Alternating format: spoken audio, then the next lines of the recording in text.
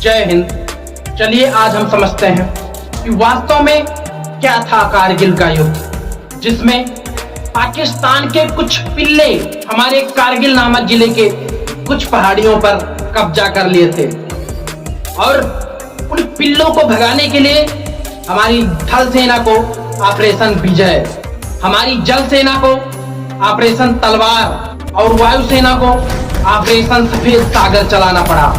और इन तीनों ऑपरेशनों को अंजाम देते हुए हमारे भारत देश को लगभग 527 जवानों की कुर्बानी देनी पड़ी और लगभग 1367 जवान घायल हो गए थे। और फिर भी हमारे जाबाज सैनिकों ने पीछे हटने का नाम नहीं लिया। यहाँ अगर किसी रास्ते पे एक एक्सीडेंट हो जाता है ना, तो लोग महीनों तक उस रास्ते पे जाना छोड़ देते हैं, लेकिन वहां बगल के सैनिक को गोली लगती थी तो दूसरा सैनिक उसका बदला लेने के लिए दुगनी जोश से चिंगार मारता था। दरअसल ये बात है उस समय की जब सन 1998 में हमारे भारत देश ने परमाणु बम का सफल परीक्षण किया। उसके बाद भारत और पाक दोनों एक परमाणु संपन्न देश हो गए, क्योंकि पाकिस्तान के पास पहले से परमाणु बम था और भारत ने सन 1998 में सफलतापूर्वक परीक्षण किया। और दो परमाणु संपन्न देश एक बॉर्डर से जुड़े थे और अगर बाई चांस कभी युद्ध होता तो ये बहुत घातक रूप ले सकता था। इसी को समझते हुए और बीच में एक समझौता करने के लिए हमारे उस समय के प्रधानमंत्री अटल बिहारी वाजपेयी जी 21 फरवरी सन 1999 को बस द्वारा लाहौर के लिए रवाना हुए और वहां जाकर एक लाहौर समझौते पर हस्ताक्षर किया, जिसमें लिखा था कि हम दोनों देश अतीत में हुए जो भी युद्ध हैं उन्हें भुलाकर और अपने अपने कार्य पथ पर आगे बढ़ेंगे। और बहुत ही गर्मजोशी के साथ लाहौर में हमारे प्रधानमंत्री जी का स्वागत किया गया और वहां पर हमारे प्रधानमंत्री जी को 21 तोपों की सलामी दी गई। लेकिन हमें क्या पता था कि यही तोप के गोले 3 महीने बाद हमारे भारतीय जवानों के सीने पर गिरेंगे। लाहौर में जब हमारे प्रधानमंत्री जी थे तो वहां के जनरल परवेज मुशर्रफ उन्हें सल्यूट करने से इनकार कर दिए थे। उन्होंने कहा कि हम इन्हें सलाम नहीं करेंगे, हमारे प्रधानमंत्री तुम्हारी सलामी के मोहताज नहीं हैं। और ये इतना कमीना आदमी था, यही था, ये इतना कमीना आदमी था क्योंकि हमारे और पाकिस्तानियों के बीच एक शिमला समझौता हुआ था, जिसमें कारगिल की जो पहाड़ियां थी उन पर ठंड में टेम्परेचर बहुत ही लो हो जाता था, जिसमें लगभग -50 डिग्री से भी कम चला जाता था। तो अक्टूबर के महीने में पाकिस्तान के सैनिक अपने बंकरों को छोड़कर पीछे चले जाते थे और इधर हिंदुस्तान के सैनिक भी अपने अपने बंकरों को छोड़कर पीछे चले जाते थे। और फिर ये लोग मई जून के महीने में अपने अपने बंकरों में जाते थे। इतना कमीना आदमी था ये परवेज मुशर्रफ हुआ कि इसने उसी समय एक प्लान बनाया कि अब की बार सन 1999 में जब ठंडी में भारतीय सैनिक अपने बंकरों को छोड़कर पीछे जाएंगे तो हम लोग अपने बंकरों को छोड़कर पीछे आने के बजाय भारतीय सेनाओं के बंकरों में घुसकर और कब्जा कर लेंगे और अपने सारे हथियार का सप्लाई वहां कर देंगे, जिससे वो पहाड़ियां हमारे कब्जे में हो जाएंगी। और उन पहाड़ियों पे अगर कब्जा हो जाता है तो हमारे भारत देश के हाईवे नंबर 1 पर, जिसका कांटेक्ट डायरेक्ट सियाचिन से होता था और एलओसी तक होता था, अगर ये हाईवे तोड़ देते हैं तो हमारे हाथ से सियाचिन भी चला जाएगा। ये प्लान बनाया इस परवेज मुशर्रफ ने। जब हमारी सेना अक्टूबर में अपने बंकरों को छोड़कर पीछे आई तो ये लोग इस ऑपरेशन अलबदर को अंजाम दे दिए और हमारे बंकरों में घुसपैठ करके आकर अपना एक ठिकाना बना लिए और अपने सारे हथियार, अपने सारे बम गोले को यहाँ इकट्ठा कर लिए, यहाँ पहुंचा दिए और इसका हमारे सेना को भनक भी नहीं लगा। लेकिन वो पहाड़ी एरिया है, वहां लोग खेती नहीं करते, सिर्फ पशुपालन किया करते हैं। इसी पशुपालन में एक तासी दयाल नाम का व्यक्ति था, जिसका एक पशु गायब हो गया था। उसे खोजने वो निकला तो वो थोड़ी दूर जाने के बाद देखा कि जिस बंकरों में, जिस जगह पे हमारी भारतीय सेना रहती थी गर्मियों में, उस बंकरों पे कुछ हलचल दिखाई दे रहा है। थोड़ा और आगे बढ़ा तो उसे दिखा कि यहाँ तो पाकिस्तानी है जो हमारे आर्मी वालों के, हमारे भारतीय देश के आर्मी के बंकरों पर कब्जा कर लिए हैं।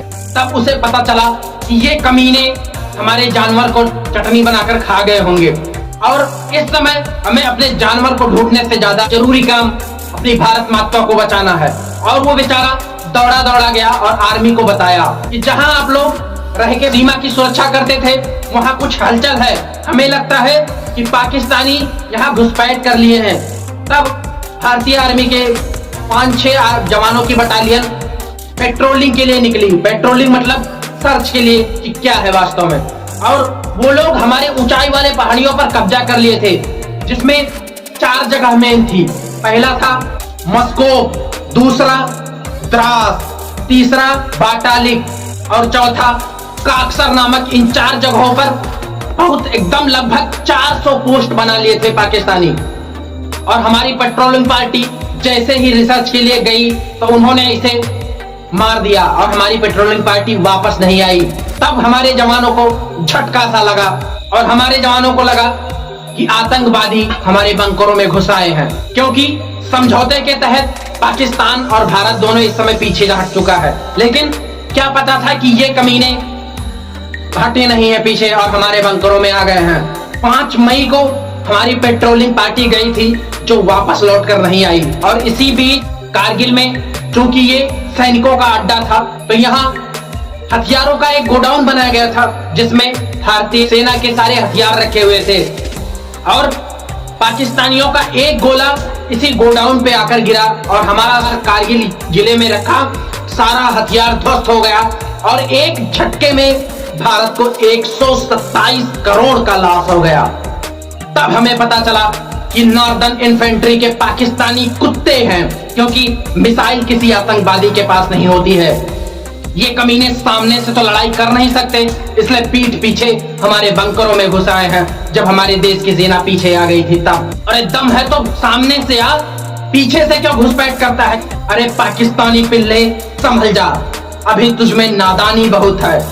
तुझे हर मोर्चे पर हमने धूल चटाया है, फिर भी तू बनता ज्ञानी बहुत है। अरे कमीने, तो हमारी चोटियों पर बैठकर हमें डराने की कोशिश मत करना, क्योंकि गाली गोलियां ये तेरे बम बारूद हमारी जात पहचानी बहुत है।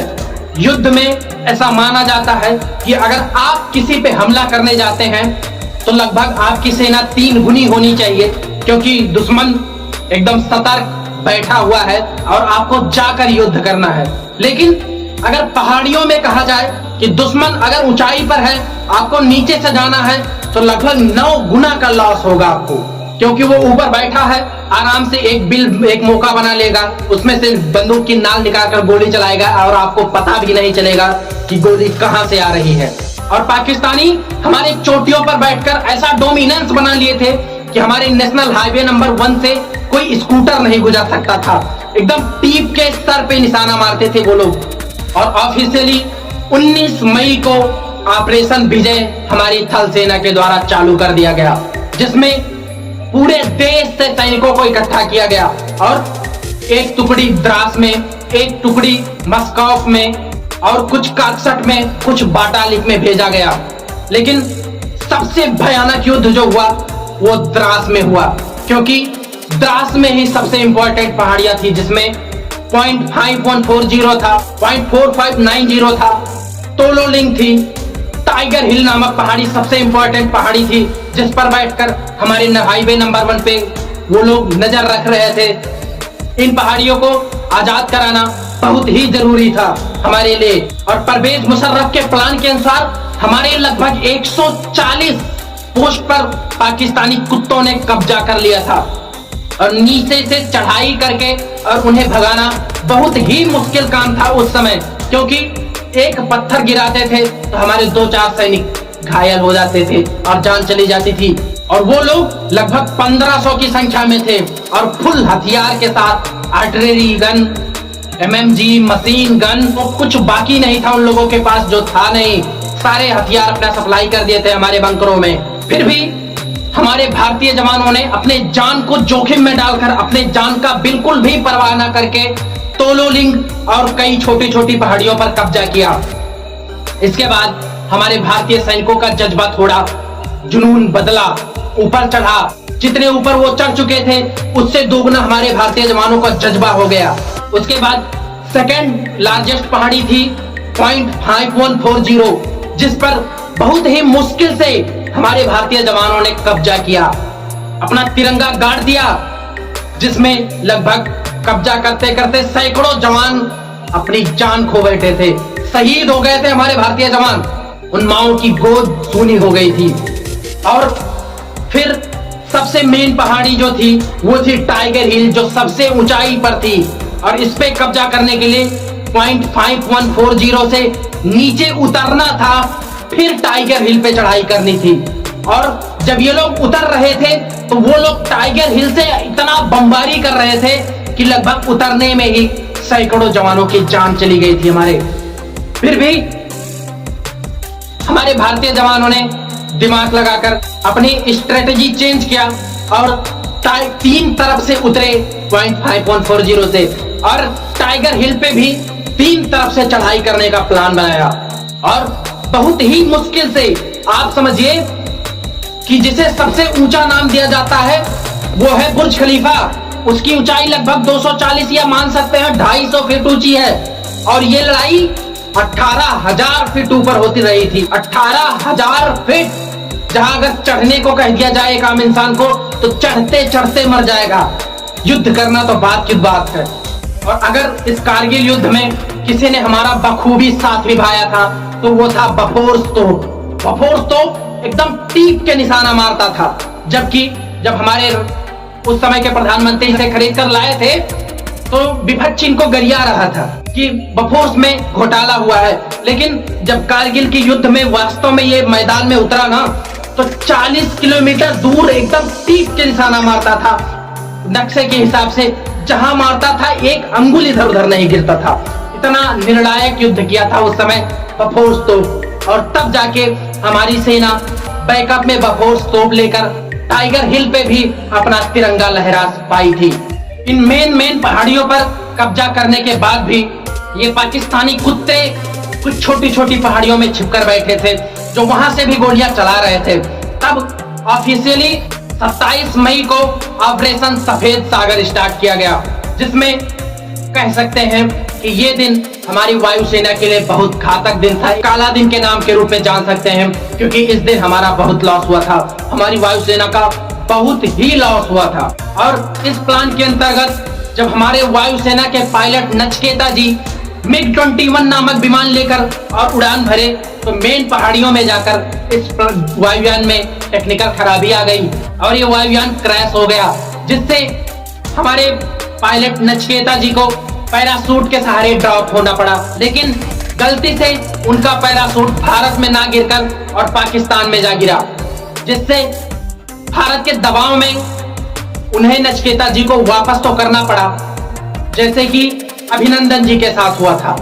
लेकिन ये तो वापस उसने बाद में किया। इनके विमान का जब क्रैश हुआ तो इनके पीछे कुछ और जवानों को वायुयान लेकर भेजा गया इन्हें खोजने के लिए, क्योंकि इनका सिग्नल भी क्रैश हो गया था, इनसे कोई संपर्क नहीं बचा था हमारा। और हमारी विमानें बहुत नीचे उड़ रही थी, क्योंकि उन्हें पता करना था कि हमारे साथी नचिकेता जी का विमान कहाँ है, कहीं ये लाहौर तो नहीं घुस गए हैं परवेज मुशर्रफ और नवाज शरीफ को मारने।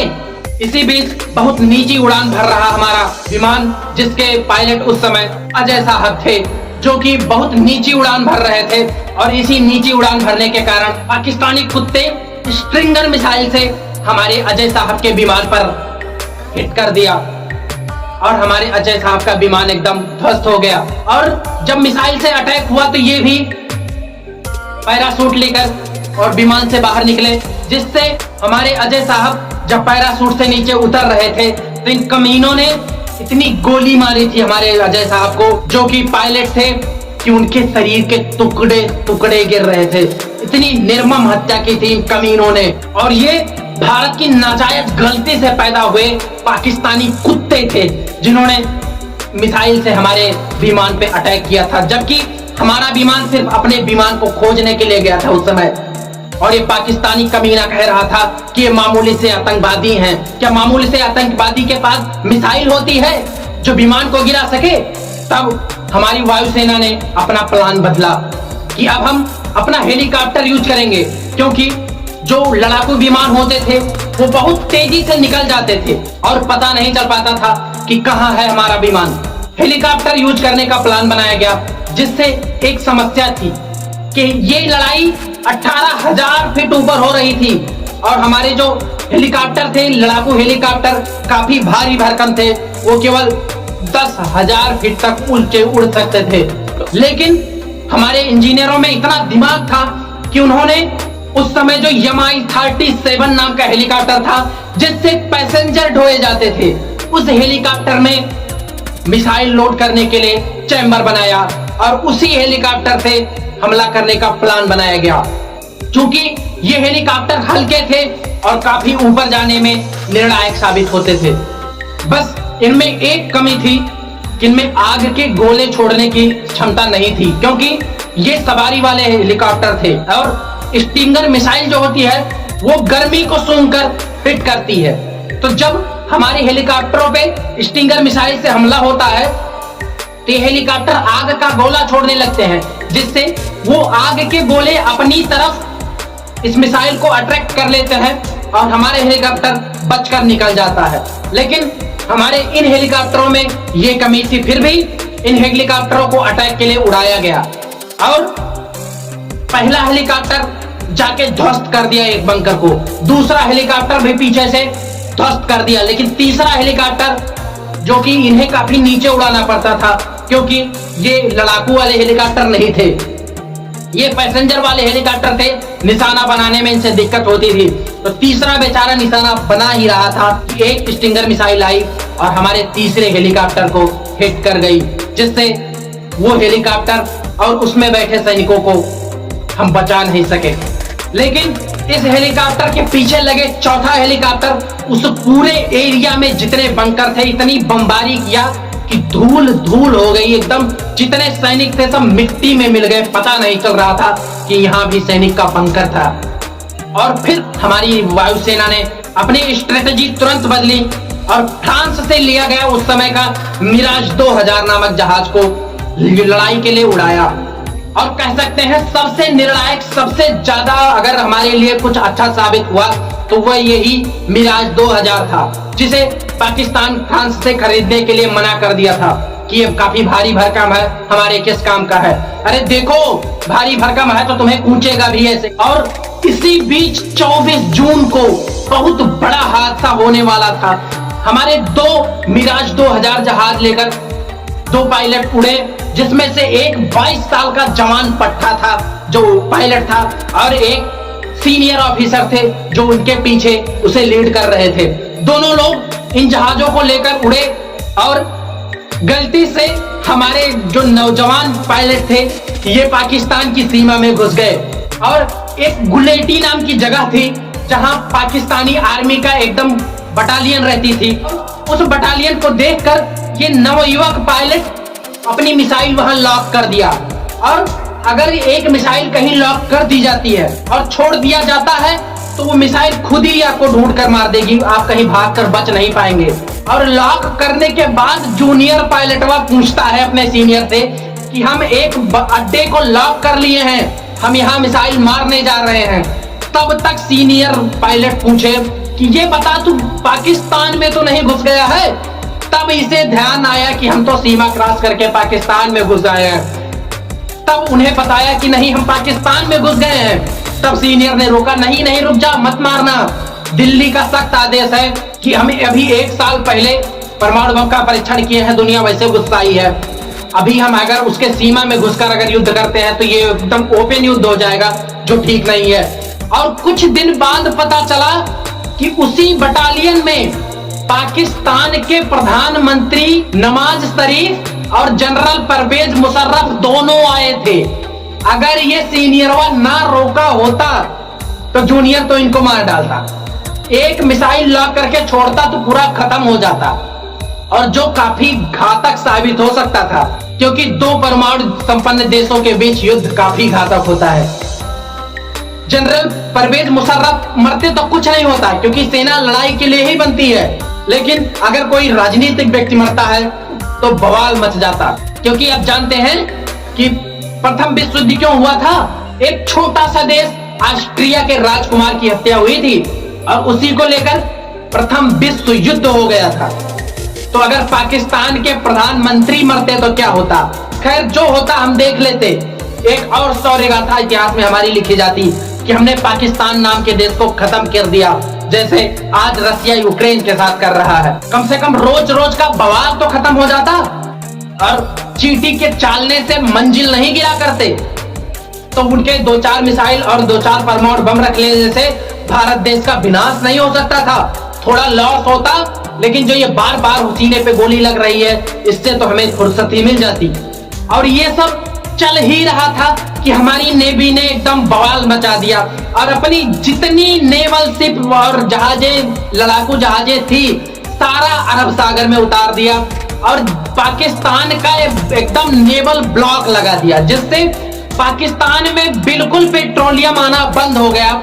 और इतना तगड़ा बवाल, इतना तगड़ी बमबारी करते थे, एकदम टीप के उसी पाकिस्तान का पेट्रोलियम आता था, उस जहाज के बगल में बमबारी करते थे और वो सारे मर्चेंट डर गए और पाकिस्तान की जहाजें वहीं रुक गई।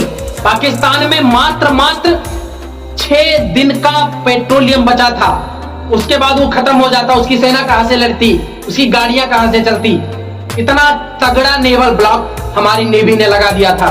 तो हमें नेवी के एहसान को नहीं भूलना चाहिए। अब पाकिस्तान की एकदम हवा ढीली हो गई थी। अब ये दौड़ा गया अपने उनके पास, कहा ये जी सुनिए, वो हमारी सेना इंडिया में घुस गई है और हमें दिक्कत हो रही है, ये थोड़ा समझा दीजिए। तो बोला क्यों सीमा पे उनके घुस गए हो, और इस बात को रिकॉर्ड कर लिया गया। और यहाँ परवेज मुशर्रफ जो उनके जनरल थे, ये भागे उस समय चाइना में चले गए थे, क्योंकि इनका उनसे कांटेक्ट था, ये उनसे फंसे हुए थे। और दोनों जगह ये बताया कि हमारी सेना इंडिया में घुस गई है, जबकि इससे पहले ये लोग स्वीकार नहीं कर रहे थे कि ये हमारी सेना है। और दोनों जगह की बातों को रिकॉर्ड कर लिया गया।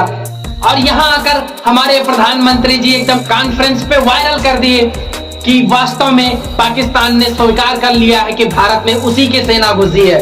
अब विश्व स्तर पे तो इनकी इज्जत नीलाम हो चुकी थी और इन लोगों का कोई सहारा नहीं बचा था। पहले ये क्या बोल रहे थे कि हम लोगों ने इंडिया की गर्दन पकड़ ली है, ये कमीना बोलता था कि हम लोगों ने इंडिया की गर्दन पकड़ ली है। और एक कुत्ते, तो इंडिया की गर्दन क्या पकड़ेगा। अगर हम अपने पे आ गए ना तो तुम्हें बर्बाद कर देंगे। इतिहास में लिखे जाओगे कि एक देश हुआ करता था जिसका नाम पाकिस्तान था, ये भारत का पड़ोसी था और भारत ने इसे कूच दिया था। है में नहीं रहोगे, सब था लग जाएगा तुम्हारे पीछे अगर हम अपने आप पे आ गए तो। और 14 जुलाई को हमारे प्रधानमंत्री जी ने यह कहा कि हमारा ऑपरेशन सक्सेसफुल हुआ, हम अपने सारी पहाड़ियों पे कब्जा कर चुके थे। लेकिन हमारी आर्मी को पता था कि ये कुत्ते अभी भी कहीं ना कहीं छुपे होंगे पहाड़ियों में। और उसके बाद 26 जुलाई तक, 14 जुलाई को लगभग हम सारी पहाड़ियों, मेन पहाड़ियों को जीत चुके थे। लेकिन 26 जुलाई तक हमारी आर्मी ने इन कमीनों को रिसर्च किया, खोजा कहीं एक भी छुपा तो नहीं है। और जो मरे हालत में मिले, जिनकी डेड बॉडी मिली, कहा गया कि पाकिस्तान अपनी बॉडी लेके जाए। वो फिर भी पहचानने से इनकार कर दिया कि हमारे सैनिक हैं, जबकि जेब में आई कार्ड रखा था जिसमें लिखा था पाकिस्तानी आर्मी नेवल इन्फेंट्री। कमीने अपनी लाश तो ले जाते, लेकिन लाश भी ले जाने से इनकार कर दिया। और हमारे भारतीय सैनिकों को देखिए, इन्होंने इज्जत से, जिनमें हल्का सा भी सांस चल रहा था उन्हें पानी पिलाया, मरने के बाद उन्हें इज्जत से दफनाया। जो लाशें मिली उन्हें दफनाया। जबकि ये कमीने जो 14 मई को हमारी पेट्रोलिंग पार्टी गई थी, उनके आंख निकाल लिए थे, नाखूनों को खींच लिया था, उनके कपड़े उतारकर उनके गुप्तांगों को काट लिया गया था और उनकी शरीर की बोटी बोटी करके बोरा में भर के फेंक दिए थे। इतनी निर्मम हत्या किए थे ये हरामखोर हमारे देश के सैनिकों को। और फिर भी हमारे देश के जवानों ने इनकी लाशों के साथ बहुत इज्जत से बर्ताव किया। इसीलिए तो ये कमीने किसी विदेश में जाते हैं तो 8 बार इनकी बॉडी चेकअप होती है, कहीं ये दुष्ट बम तो नहीं लेके आया है। और हमारे प्रधानमंत्री कहीं जाते हैं तो लोग एयरपोर्ट पे आके उन्हें स्वागत करते हैं। इसमें हमारी सेना ने बहुत ही बहादुरी से लड़ा था। लेकिन अगर गलती है किसी की इस लड़ाई के पीछे तो हमारे खुफिया एजेंसियों की है। ये एक बार नौकरी लग जाती है तो ये लोग सोते हैं सरकारी नौकरी पाने के बाद। इन्हें पता कैसे नहीं चला कि हमारे बंकरों में आर्मी आने के बजाय बड़े बड़े machine gun, artillery, missile gun आ गए हैं। इन्हें पता भी नहीं चला कि हमारे बंकरों पर कब्जा हो चुका है। एक बिना किसी हथियार के, बिना किसी टेक्निकल चीज के एक चरवाहा देख सकता है कि हमारे बंकरों में आ गए हैं ये लोग। और ये लोग सो रहे थे क्या? एक भी बार इन्हें चेक नहीं करना था कि पाकिस्तानी कुत्ते हमारे बंकरों में आ सकते हैं? अगर मेरी चलती ना तो युद्ध के बाद इन इंटेलिजेंस वालों को भी उड़ा देते, क्योंकि इन्हें अपनी काम सही से करना नहीं था। इन्हें पता नहीं। अभी छोड़िए, वो छोड़िए, अभी 2008 में हमारे मुंबई में अफजल कसाब आ गया, ये पता नहीं चला इनको। आखिर क्या करते हैं ये लोग? इनका एक ही काम है खुफिया जानकारी इकट्ठा करना। ये वो भी नहीं कर सकते। युद्ध तो होते रहते हैं और हम जीतते रहते हैं। हमारे वीर गाथाएं लिखी जाती हैं, लेकिन उन माओं की जिनकी गोद सुनी हो गई, वो पत्नियां जिनकी मांग सुनी हो गई, वो कौन भरेगा? ये तो खुद सरकारी नौकरी पा गए हैं, अच्छी अच्छी शादी करके इधर उधर घूमते हैं, रात भर सोते हैं। उन आर्मी वालों का भरपाई कौन करेगा? चलिए मिलते हैं अगले वीडियो में, तब तक के लिए जय हिंद।